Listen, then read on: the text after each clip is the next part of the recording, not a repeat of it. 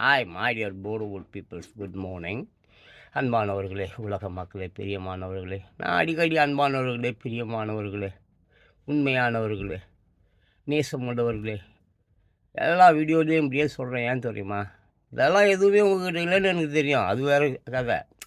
இருந்தாலும் சரி, எப்போ பார்த்தாலும் இந்த ஆள் வந்து அன்பானவர்களே, பிரியமானவர்களே, நேசமானவர்களே, மை டியர் பியூட்டிஃபுல் பீப்புள்ஸ் இந்த வேர்ல்டு, இது உலகத்திலேயே ரொம்ப அழகானவர்களே என்றெல்லாம் அழைக்கிறேன். ஏன் தெரியுமா?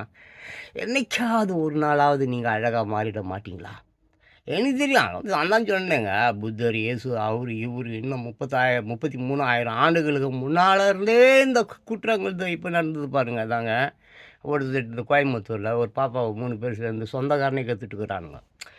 இது இன்னைக்கு நேற்று முந்தா நேரத்தில் நடுக்கலை. நீங்கள் சரித்திரத்து உள்ளே போனால் 33,000 ஆண்டுகளுக்கு முன்பே இருந்தது நடக்குது.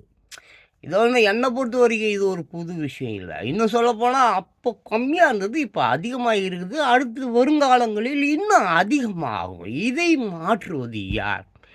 அடிக்கடி சினிமா பார்த்தா அதில் என்ன சொல்லுவோம், ஒருவன் வருவான், ஒருவன் வருவான், ஒருவன் வருவான், ஒருவன் வருவான், எங்கேயா ஒருவன் வருவான். அவன் வந்ததை மட்டும் என்னையா பண்ண போகிறான்? என்னத்தையாக திருத்த முடியும், சரி செய்ய முடியும்? அவ்வளோ சாதாரணமாக விஷயமா? கெட்டு குட்டி செவரா புத்துநோய் முத்தி போய் உலகம் பூரா பரவி கிடக்கு. இது எப்படி அந்த ஒருவன் வருவான்? அந்த ஒருவன் வருவான், அவன் தான் அந்த கிறிஸ்து. அவன் ஏற்கனவே வந்துட்டான், அது உங்களுக்கு தெரியல. இதோ இருக்கான் பாருங்க, வெள்ளை குதிரையில் வந்துட்டான். அவனுடைய கோட்பாடுப்படி அவன் ஒரு 7 ஆண்டு மிக தீவிரமாக நோய்கள், கொடூரமான நோய்கள், கொடூரமாக இப்போ கோவையில் நடந்த மாதிரி தெருவுக்கு, தேசத்துக்கு, வீட்டுக்கு அந்த மாதிரி நடுக்க வைப்பான், அடிக்க வைப்பான். ஜாம்பிஸ் மாதிரி ஒருத்தவனே கடிச்சுக்கிட்டு தின்ன வைப்பான். அப்படி அவன் மூர்க்கத்தனமாய் மாறும்பொழுது இயேசுநாதர் வருவார்.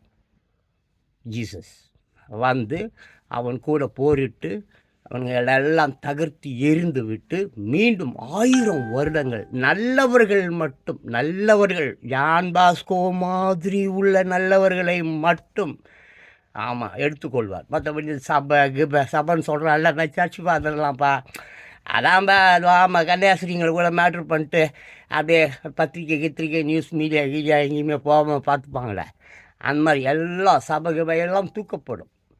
அடுத்த வீடியோ.